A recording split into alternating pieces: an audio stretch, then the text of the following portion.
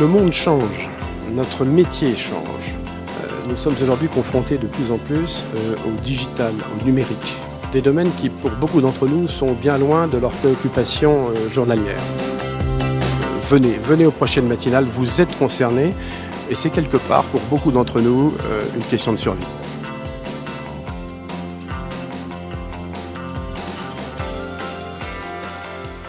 Alors moi je suis un petit peu nouveau aussi, donc je viens aussi apprendre.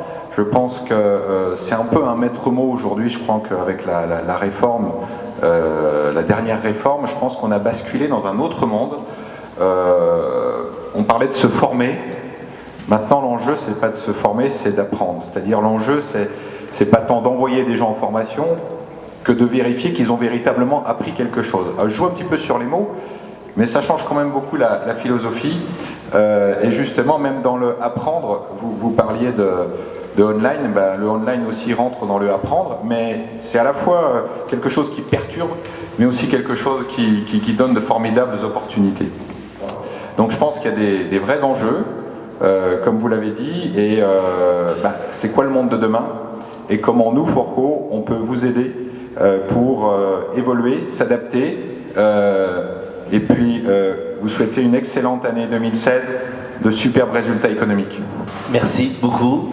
Donc il n'y a pas un attachement comme il a pu y avoir dans les années 70-80 à l'égard de son bijoutier chez lequel on allait faire réparer les bijoux, etc. Enfin, il y avait une vraie relation qui se faisait. Ce manque de fidélité a comme première conséquence que ça laisse la porte ouverte aux pure players, on y reviendra très certainement, mais aussi à d'autres acteurs qui rentrent sur le marché du bijou et de la montre, qui sont par exemple les magasins de vêtements. Puis c'est pas du tout la même attente, c'est-à-dire que l'attente patrimoniale qui a été pendant des siècles, l'attente première de la relation au bijou et à la montre, où on se transmettait, etc., a aujourd'hui complètement volé en éclats. Que le monde change, on le subit un peu. Enfin, ceci dit, on appartient au monde, on change aussi. On le subit un petit peu. Mais la relation est une chose sur laquelle il faut capitaliser. Il y a une concurrence en termes d'attractivité, et quand on est dans une contrainte qui est la nôtre, de tout le monde, de contraintes budgétaires, d'arbitrage économique, le bijou, malheureusement, quand bien même il est encore très aimé, très apprécié, donc c'est là aussi où il y a un formidable potentiel, le bijou, malheureusement, n'est plus conçu comme un investissement, et donc le fait d'en acheter, pourquoi finalement? Oui, bien sûr. Le secteur en entier doit s'engager dans cet effort d'adaptation, parce que ce n'est pas le contraire qui interviendra malheureusement. Effectivement, nous sommes dans un monde en perpétuelle évolution, très rapide là, et effectivement, donc, les réponses sont certainement multiples, mais une des réponses, une des obligations maintenant, je pense, c'est de passer au numérique, parce qu'effectivement, c'est absolument incontournable, et bien souvent, si une entreprise à l'heure actuelle veut survivre et veut continuer effectivement à pouvoir avoir une clientèle, il faut absolument que cette entreprise passe au numérique. Donc je pense que c'est sûr, c'est une obligation. Le programme Transition numérique aide les entreprises, donc c'est une prise de conscience qui a été faite depuis 2012 en disant qu'il faut aider les entreprises à basculer dans ce monde du numérique. Donc le programme Transition numérique fédère les réseaux existants, il n'y a rien qui est inventé. Donc c'est les chambres de commerce et d'industrie, les chambres de métiers et d'artisanat, les centres de gestion agréés, et tout ce qui est office de tourisme aussi pour ceux qui sont concernés. Et donc à l'intérieur de tous ces réseaux, il y a des conseillers, donc ce qu'on appelle les conseillers numériques parce que c'est leur spécialité, ils ont vraiment une réelle compétence. Et donc il faut aller voir tous ces gens, tous ces conseillers des réseaux, parce qu'ils aident et ils accompagnent les entreprises. C'est un monde qui n'est pas forcément évident, donc il faut quand même apprendre un minimum. Donc pour se faire accompagner, pour s'aider, pour cerner son besoin, parce que toutes les entreprises ne vont pas avoir le même besoin, ne vont pas avoir le même désir, même dans le même secteur. Donc il est utile d'aller voir ces conseillers qui vont vous aider effectivement donc à soit réaliser votre projet, à le mettre en place, ou même à se former, puisqu'ils font effectivement aussi, à travers les OPCA, effectivement, donc il y a le Fourco qui est effectivement ici très présent et qui organise un co-organisateur. Donc il faut aller voir ces OPCA, et, effectivement, qui permettent de former les salariés. Le constat qu'on a fait, c'est que la tendance, c'est que le magasin reste quand même une pièce maîtresse dans le commerce. Et le magasin est en train de se transformer avec à la fois moins de produits, ça ne veut pas dire moins de références proposées, mais moins de produits dans le magasin et plus d'expérience. C'est-à-dire que, comme on le disait tout à l'heure, on est vraiment dans une approche de plus en plus personnalisée de la relation au client et l'expérience client devient majeure. On s'aperçoit qu'il y a moins de 10% des entreprises qui ont un site internet, alors qu'il y a plus de 50% de la population qui a déjà fait des achats sur internet et pas loin de 90% des gens qui sont connectés. Donc le fait de ne pas être présent sur internet, c'est déjà un énorme handicap. Si on veut vivre une belle expérience client, il faut qu'à chaque fois qu'on vienne au magasin, on trouve quelque chose de nouveau. Donc oui. On va théâtraliser le produit, on va créer de l'événement au point de vente, on va mettre à disposition du client par exemple une tablette ou un écran ou une borne interactive qui va lui permettre d'avoir une vision plus large sur la gamme, sur les déclinaisons couleurs, sur éventuellement la personnalisation du produit. Ensuite, le magasin devient un lieu d'expérience sociale. On le voit bien, par exemple, les premiers à avoir expérimenté ça, c'est les gens dans le domaine du bricolage. C'est-à-dire qu'ils créent des petits ateliers où vous allez apprendre à poser un carrelage, à enduire un mur, à réparer quelque chose. On peut tout à fait imaginer, même dans vos métiers, des ateliers qui viennent faire redécouvrir le produit. Ça peut être un atelier qui va vous apprendre à fabriquer un bijou fantaisie, qui va vous expliquer comment ça fonctionne une montre. Et ce type d'expériences qui sont un peu uniques, ça permet aussi de recréer un lien avec le client et refidéliser le client par rapport au produit. Ensuite, il va y avoir tout ce qui concerne la personnalisation. Et puis, vous avez la chance d'être dans un secteur où la personnalisation est vraiment quelque chose qui est possible. Et donc, là, le digital peut vous apporter énormément de choses. Et d'ailleurs, on le voit bien avec un certain nombre de vos confrères qui sont des pure players digitaux. Aujourd'hui, ils jouent beaucoup là-dessus. Bien sûr. Et donc, ils vous proposent des bijoux sur mesure. Vous choisissez la bague, la taille de la pierre, la façon dont vous voulez qu'elle soit montée. Et puis dernier point, le digital apporte de la fluidité dans le parcours, comme je l'ai exposé avec l'exemple des Apple Store. On est là aussi pour vous aider à avoir une expérience rapide et fluide et qui va vous laisser un bon souvenir même quand vous êtes dans des situations critiques. Attention par rapport à ça, en fait, en réalité, il y a des tendances lourdes qui sont derrière, des tendances d'évolution sociologique, de consommation, etc., ça a bien été dit, qui ne reviendront pas. Vous ne retrouverez pas le client que vous avez pu connaître avant. D'ailleurs, ça se voit sur des séries longues. Si vous regardez en volume, par exemple, la vente de bijoux or, elle perd 2% par an depuis 15 ans. Donc, ce n'est pas la crise qui a eu véritablement un impact très fort là-dessus. Mais c'est compensé par d'autres types de produits qui montent en puissance, hein, avec d'autres matériaux, l'argent, le 375 millième, le plaqué or, la céramique, etc., la montre. Bon. Donc ça veut dire quoi? Ça veut dire que derrière, il y a une recomposition qui se fait au sein d'un marché qui est lui-même pas tellement... qui est en baisse, certes un petit peu, mais qui se tient quand même comparativement à d'autres secteurs. Et ce qui est intéressant de constater, c'est que vous avez finalement une assez bonne résilience à la crise, par rapport aussi au deuxième sujet qui est, si vous voulez aller sur la page d'après, qui est le deuxième grand sujet qui est celui du numérique, vous avez pu vous croire là aussi, un petit peu comme par rapport à cette résilience à la crise, vous avez pu vous croire aussi un petit peu épargné, ou parce que vous avez un produit très particulier, de haute valeur, qui a besoin d'un conseil, etc. Donc de penser que finalement vous pouvez être épargné durablement de ces évolutions-là. Ce que je veux dire là aussi par rapport à ça, si on regarde sur le moyen long terme, c'est que vous n'y échapperez pas, mais par contre, ça prendra certainement une ampleur et surtout des formes différentes de ce qu'on peut voir dans d'autres secteurs qui ont pu être touchés il y a quelques années. Et par rapport à ça, et notamment par rapport aux indépendants, il y a quelque chose auquel on croit fortement, c'est le fait que le magasin est votre carte maîtresse et que tout ce qui peut être le web est quelque chose qui peut venir en rabatteur, en démultiplicateur, c'est-à-dire quelque chose qui va venir renforcer cet espace de vente dans lequel vous avez intérêt à venir réinvestir. Certes, on constate qu'il y a une déprise des magasins de centre-ville en nombre, certes que ça augmente aussi plus en galerie commerciale, ce qui semble un peu contraire à d'autres tendances qu'on peut voir dans d'autres secteurs, mais je crois profondément, au moins pour les villes attractives, un réinvestissement du centre-ville, un réinvestissement de vos espaces de vente dans lequel l'enchantement, dans lequel le conseil, etc., le rassurer, etc., sera essentiel. Mais pas tout seul, c'est ça qu'il faut bien avoir en tête, bien en soutien avec ce que vous devrez impérativement mettre en œuvre au plan du numérique. Ça veut donc dire qu'il faut aussi qu'on se fasse violence, qu'on se détricote, qu'on change un peu nos habitudes et que même si ça ne correspond pas à nos habitudes à nous, nos envies, finalement ce monde bouge, ça nous oblige aussi à bouger les uns et les autres. C'est ce qui est le plus dur finalement quand on est commerçant depuis 20, 30, 40 ans, se dire waouh, mais moi attendez, depuis 30 ans je faisais mon métier, ça se passait super bien, je dois me faire violence, je n'ai plus le choix. Non. Il y a juste un point on va donner la parole à la salle de Madame Daléry, qui est la plateforme.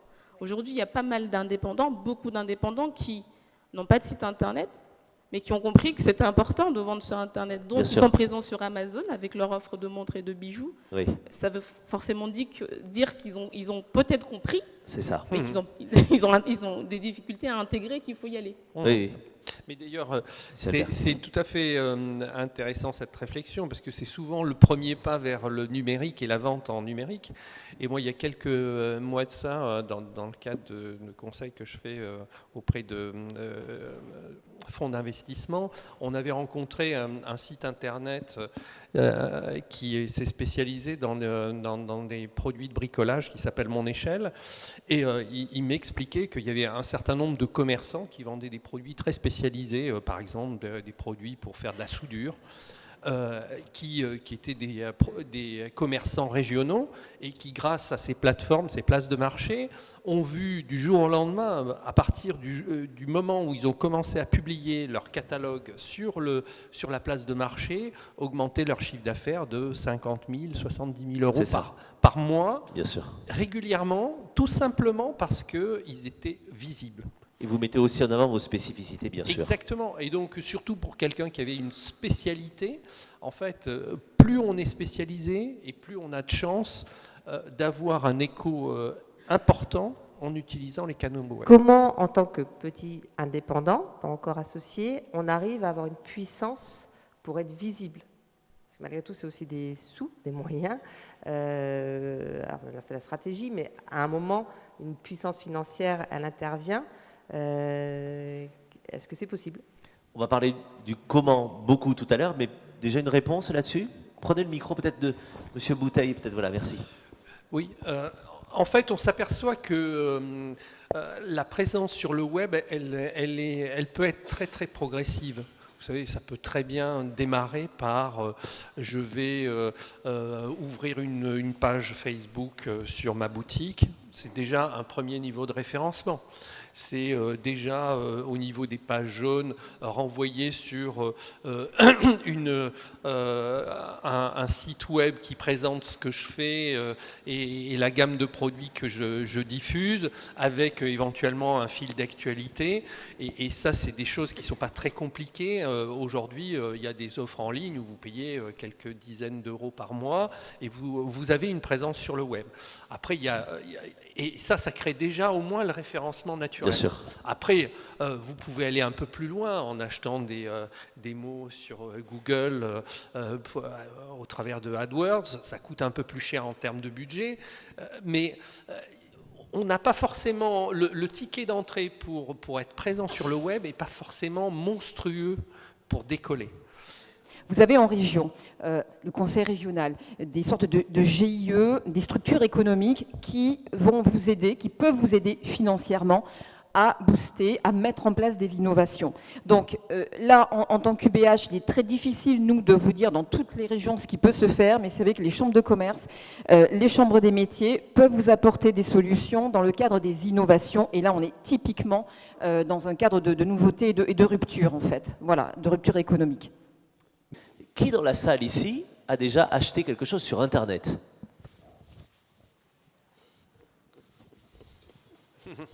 Voilà, la réponse est là. Voilà. 90%. Qui n'a jamais acheté sur Internet? Ou qui ne souhaite pas? Non, non, mais en plus, pour le coup, on ne va pas juger les gens, mais en gros, tout le monde a déjà acheté quelque chose sur Internet. Finalement, ce que vous attendez en tant que client... alors, et qui a acheté un bijou sur Internet, d'ailleurs, parmi vous? Très bien. Pas vos fournisseurs, hein, pour vous, je voulais dire. Hein. Ça, c'est facile, sinon. D'accord. Non, mais à partir du moment où vous achetez, vous, des bouquins, un truc horrible pour la belle-mère, ou voilà, des vacances, un billet de train, etc., finalement, vous attendez du vendeur 3.0 tout ce que nos clients attendent de vous aussi dans votre domaine. Pardon, c'était une parenthèse, mais Non, intéressante.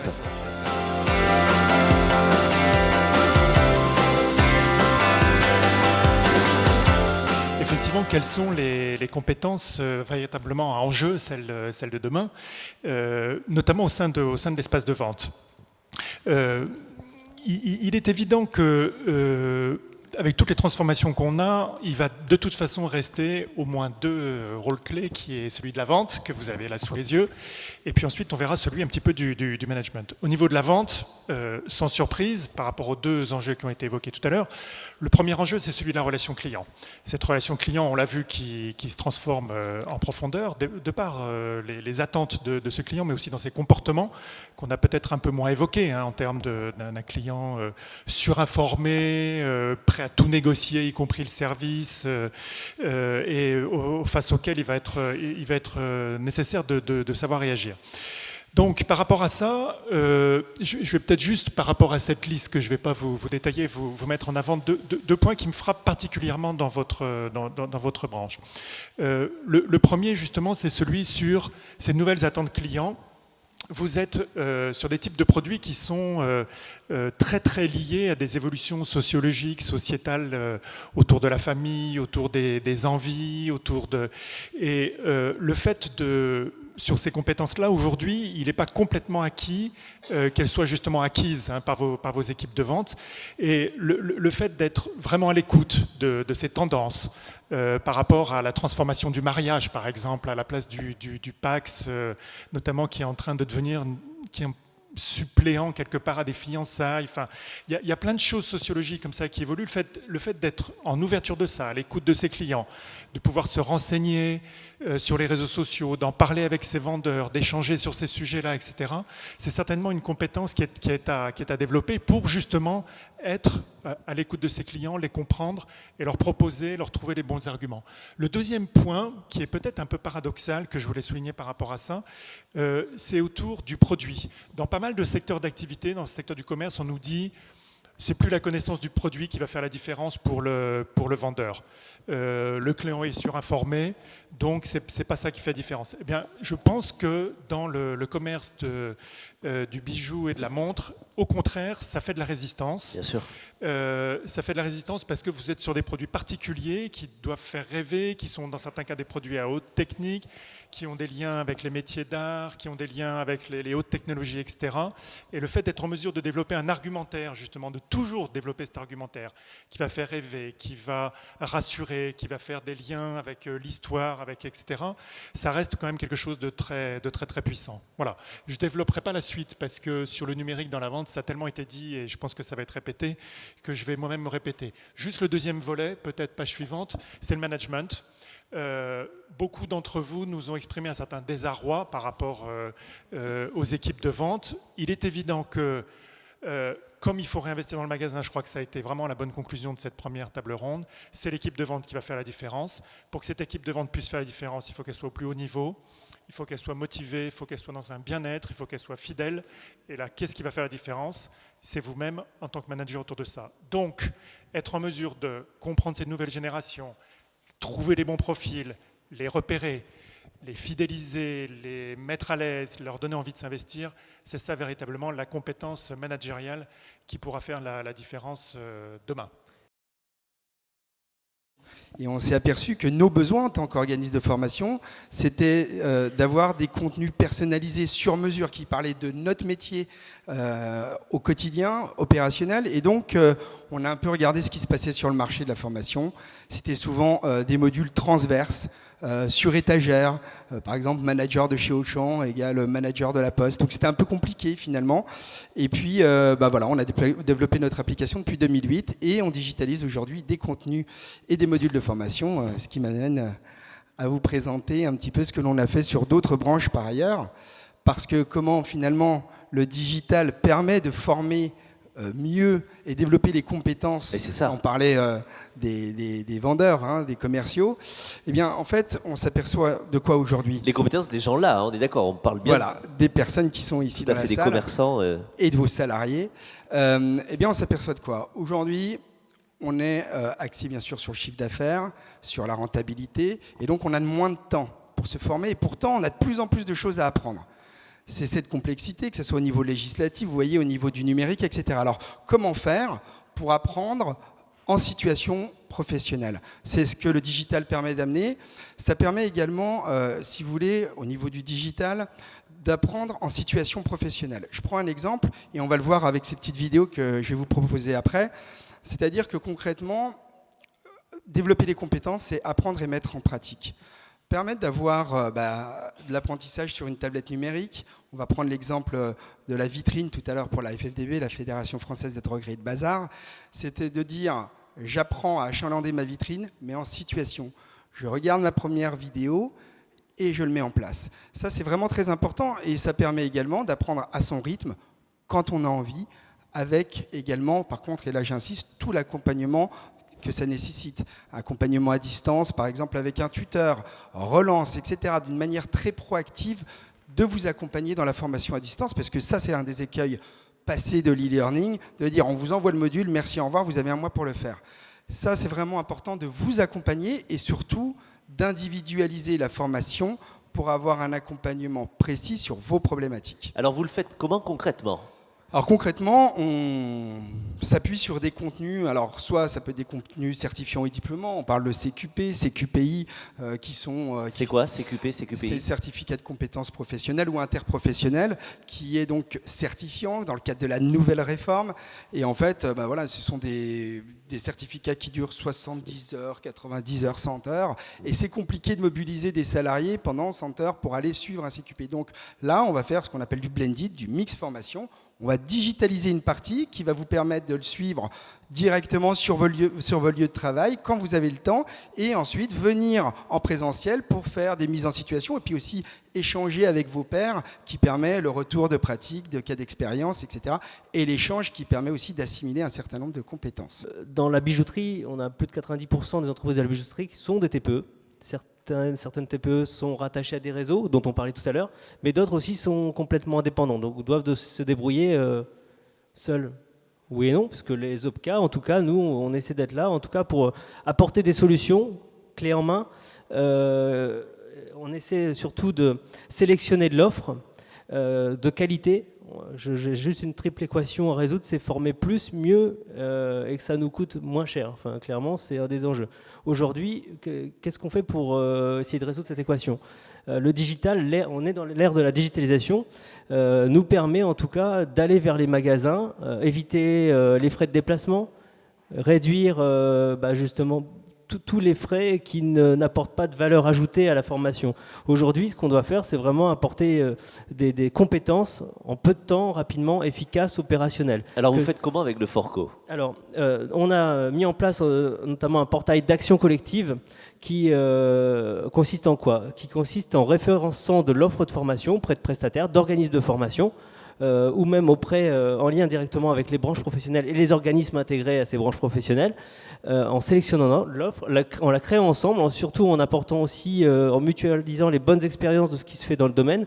On parlait tout à l'heure de la FFDB, mais c'est un vrai exemple qu'on va mettre en place avec la bijouterie, de manière à apporter des solutions sur tablette, le T-Book, hein, c'est quelque chose qui va se faire, qu'on va mettre en place sur 2016, pour apporter le numérique dans l'entreprise. Donc l'idée, c'est que, au même titre que vous avez déjà acheté, enfin certains ont déjà acheté des bijoux ou même d'autres produits sur Internet, vous allez sur le portail Forcofil, vous mettez l'information dans votre panier. Voilà, l'acte d'achat se fait tout simplement. Tout ce qui est relations administratives, j'ai envie de dire, on le gère directement avec l'organisme de formation qui va nous transmettre ses factures, ses émargements, etc., etc. Donc là, vous nous parlez de démarches, j'allais dire, pour l'obtenir, mais concrètement, quelle formation je trouve dans le catalogue Forco à ce sujet? Vendeur 3.0, comment monter ma page Facebook, comment monter mon site internet, comment parler à mon client derrière un écran d'ordinateur. Qu'est-ce que vous dites là-dessus? Et puis, on parlera tout à l'heure des MOOC de l'Obsoco notamment. Alors, sur la plateforme, aujourd'hui, on a essayé de mettre en place une offre qui soit la plus transverse possible dans un premier temps. Avec ce qui nous est le plus demandé, c'est-à-dire la vente, les langues, le management. Mais de plus en plus, en tout cas, à l'écoute des clients qui nous appellent au quotidien, on va adapter l'offre de manière à ce qu'elle réponde de plus en plus aux besoins réels. D'accord. On parlait tout à l'heure d'impression 3D. On a des clients qui commencent, alors pas forcément sur cette branche, mais ça va venir, hein, si j'entends ce qu'on dit, qui nous demandent à pouvoir travailler sur la gestion des couleurs, sur WinDev, sur des outils, des logiciels qu'on doit potentiellement référencer pour accompagner la majorité de nos entreprises. La force qu'on va avoir, c'est d'acheter de la formation pour plusieurs entreprises. Aujourd'hui, une entreprise indépendante, une TPE, ne va pas négocier le prix de la formation. Nous, on a la possibilité de le faire, donc on va le faire. Et c'est en entendant les clients aussi au quotidien, on va partir de les écouter et surtout aller chercher l'offre qui potentiellement peut s'adapter à leur démarche demain. Notamment en passant par le numérique, c'est-à-dire que la formation sur tablette doit nous permettre en tout cas de faire ces économies, mais aussi de se former tout partout, tout le temps, que ce soit le lundi quand le magasin est fermé, j'ai envie de dire, c'est plus le problème. On doit pouvoir avoir la solution au moment où le problème se passe. Je reprends juste un exemple qui existe, et après je termine. Oui.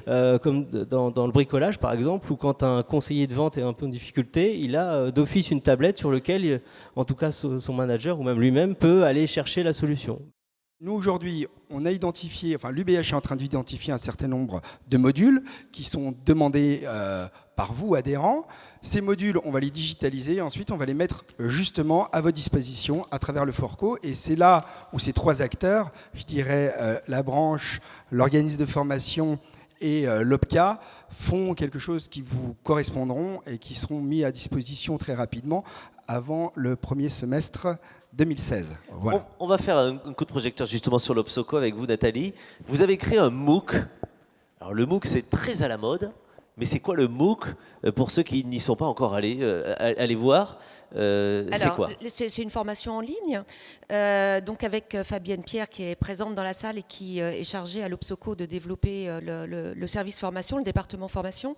On a, à partir de l'étude qu'on a réalisée donc sur les attentes des clients, sur les mouvements qui perturbent le milieu de votre secteur, on a identifié un certain nombre de points. Alors c'est très pratique. C'est des petites vidéos de 10 minutes avec à la fois des points de repère et puis aussi des cas pratiques. Alors, mon client veut adapter par exemple une bague à la forme du doigt parce que j'ai un peu grossi, etc. Qu'est-ce que je lui dis? Si je ne peux pas le faire tout de suite, si je ne peux pas faire moi-même, comment je lui réponds, etc. Donc, des trucs extrêmement pratiques, des petites vidéos, évidemment du présentiel de temps en temps pour échanger et évaluer. Et voilà. Et quand on parle de TPE, c'est extrêmement important de rester dans la bijouterie, que ce soit à Saint-Raphaël ou ailleurs, en tout cas vraiment d'être au plus près du terrain. Et donc pour ce faire, on a mis en place et construit un dispositif qui s'appelle Forco Tuteur Pro, qui permet aux managers et aux entreprises donc de former leurs tuteurs à la formation justement de leurs jeunes, de bénéficier de modules de formation en ligne qui sont en plus calibrés, qui sont sur mesure également en fonction du niveau de connaissance du tuteur dans ce domaine-là, et puis également d'avoir la possibilité d'entrer en relation en ligne avec un coach qui va donc aider l'entreprise à distance, que ce soit à Saint-Raphaël ou dans quelque autre territoire que ce soit, en tout cas à distance, sans quitter sa bijouterie, de pouvoir vraiment se former sur le terrain. Donc c'est vraiment un plus de la part du Forco et un élément aussi de motivation et de fidélisation du jeune, parce qu'on le sait, l'accompagnement du tuteur est vraiment clé pour avoir des jeunes qui ont envie, vous parliez de fierté, d'appartenance tout à l'heure, mais de rester dans la bijouterie et puis d'aller plus loin avec ça. Voilà, donc c'est vraiment le contrat pro et les dispositifs mis en place, une aide forte pour les entreprises du secteur qui est mis en place par le Forco. Juste si je puis me permettre, donc Je une vous en dernière prie. chose, donc sur la digitalisation de manière générale, aujourd'hui il y a un vrai enjeu aussi pour attirer des jeunes. Et si une entreprise n'est pas digitale, elle ne va pas attirer non plus des jeunes qui sont tombés dedans quand ils étaient petits. Donc à un moment donné, c'est une réalité, il faut s'y mettre. L'OPCA est en marche pour vous accompagner sur ce sujet. Il y a aujourd'hui de plus en plus d'applications qui existent aussi pour recruter des candidats, et au même titre pour ces candidats qu'ils puissent postuler en quelques clics sans même aller sur l'ordinateur depuis leur smartphone. On peut aussi recruter des jeunes qui ont ces compétences-là et qui vont adorer les mettre au service de l'entreprise et du commerçant. Ça peut être ça aussi. C'est très bien tout ce que vous dites. Les CQP, c'est très bien, mais en province, on a énormément de mal à recruter, c'est-à-dire qu'on n'a pas de candidats. Et là, c'est une autre problématique, c'est-à-dire qu'on ne trouve pas de candidats. Donc la formation, on n'est même pas au niveau de les former, on ne trouve pas de candidats. Alors je voudrais rebondir sur un message. Je crois qu'il y a des gens du comité France Éclat dans la salle. Donc comité France Éclat qui communique sur notre métier.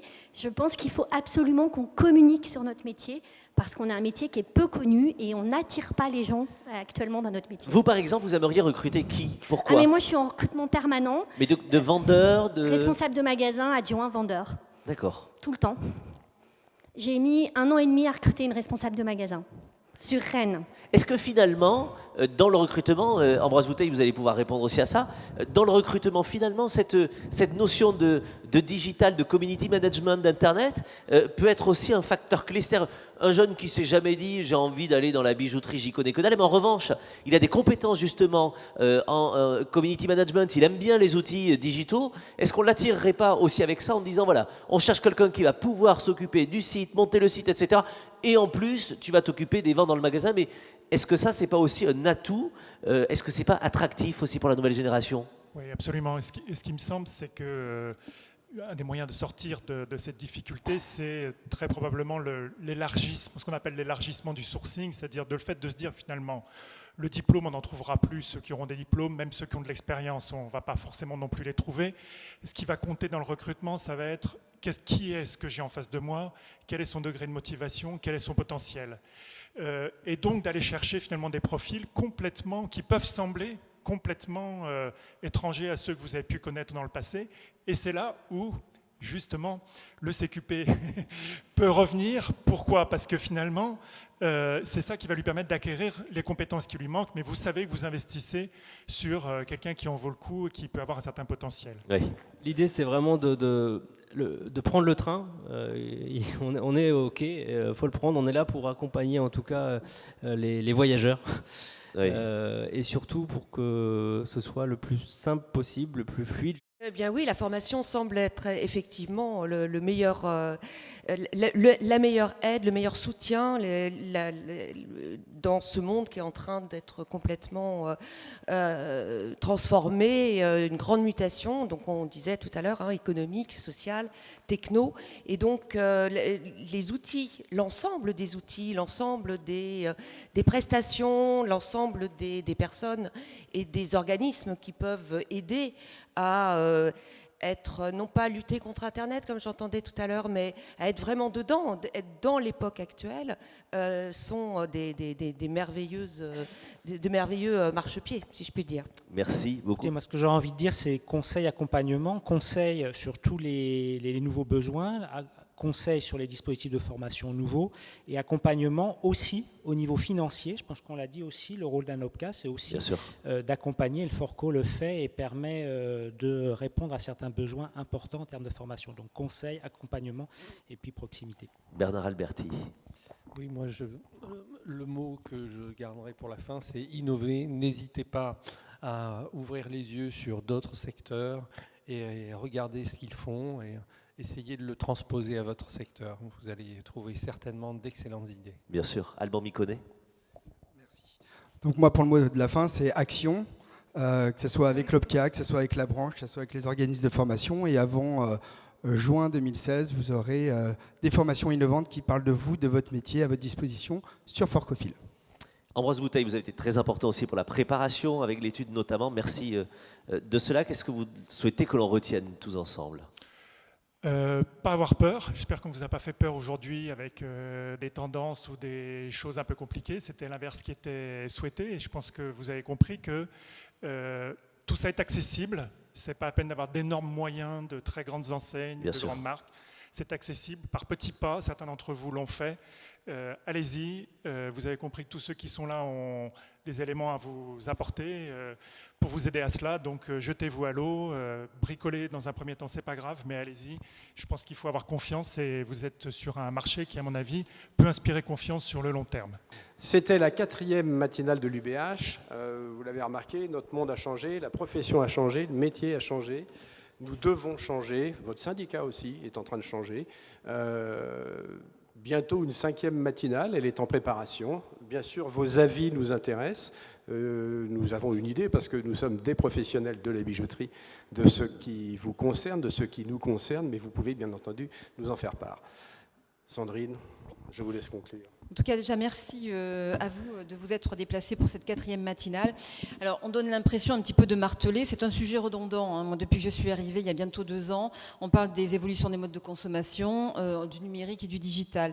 Vous avez compris à quel point c'était fondamental. Donc, c'est bien de le dire. C'est plus une prise de conscience après à vos niveaux. Mais je pense effectivement que ça a été le cas. Donc, concrètement, la façon de vous accompagner, aujourd'hui, nous mettons un certain nombre de choses en place. Alors, avec donc le Forco et C-Level, nous sommes en train de préparer des contenus dématérialisés qui vont vous être proposés effectivement, ça va donner une deadline du mois de juin. Ça n'empêche pas les formations classiques de présentiel, mais cet accompagnement numérique, il est incontournable. Après, effectivement, sur la conversion, comment aujourd'hui, on se numérise, on se digitalise.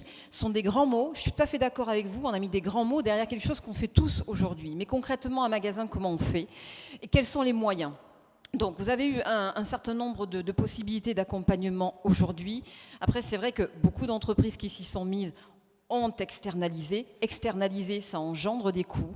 Je puis vous assurer aujourd'hui que par le biais des CCI, de manière peut-être un petit peu moins importante qu'auparavant, mais par les chambres des métiers, par des systèmes de GIE qui existent dans vos régions, il y a des accompagnements à tout ce qui est innovation, rupture commerciale et numérique. Donc là, je vous invite, et c'est vrai que c'est plus un travail individuel parce qu'il n'existe rien d'uniformisé au niveau national, de vous rapprocher de vos départements, de vos régions, pour essayer de voir ce qui peut être mis en place pour vous accompagner financièrement et aussi techniquement, sachant que vous avez pu entendre que le Forco était aussi là pour vous accompagner. Voilà, donc c'est vrai que cette transition numérique, on a envie de la prendre de manière efficace avec vous, et c'est vrai que l'enjeu, il est majeur, parce que c'est l'enjeu d'une stabilité d'une profession, d'une évolution d'une profession. On nous compare toujours à la parfumerie. Alors, peut-être qu'on y viendra. Moi, j'en suis pas sûre du tout. Si on y vient à cette contraction, ça va prendre peut-être 20 ans.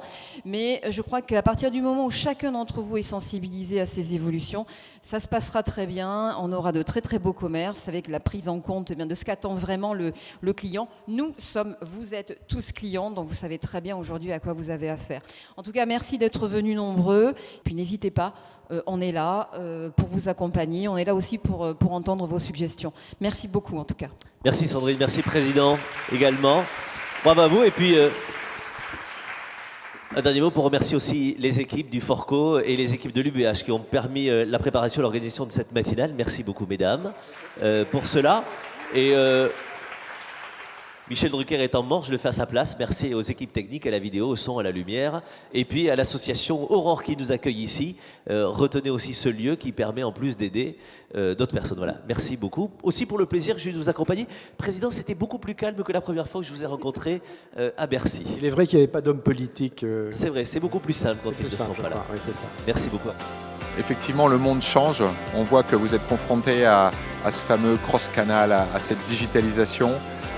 Tout va très vite, mais en fait, cette matinée, c'était intéressant parce que dans un premier temps, on a vu toutes les menaces de ce monde, et Dieu sait s'il pourrait nous faire peur.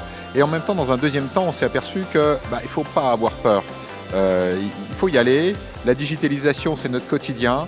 Peut-être que les jeunes sont le meilleur atout demain dans nos entreprises, dans vos entreprises, pour faire arriver cette digitalisation, pour faire le site internet, pour faire la page Facebook, pour faire le lien avec vos clients qui sont juste à côté, mais qui en fait sont déjà sur Google en train de taper la bijouterie pas loin de chez moi. Et il faut avoir de bons avis. Donc il faut rentrer dans ce nouveau monde. Et là, je ne vais pas vous en rajouter trop, mais le défi du Forco, parce qu'on est là pour vous accompagner. Le défi du Forco, c'est avant tout de vous aider à apprendre. De vous aider à apprendre le monde de demain. Vous, employeur, ou à la tête de votre bijouterie, et puis vos collaborateurs surtout, puisque c'est vrai que le Forco est plus tourné vers vos collaborateurs.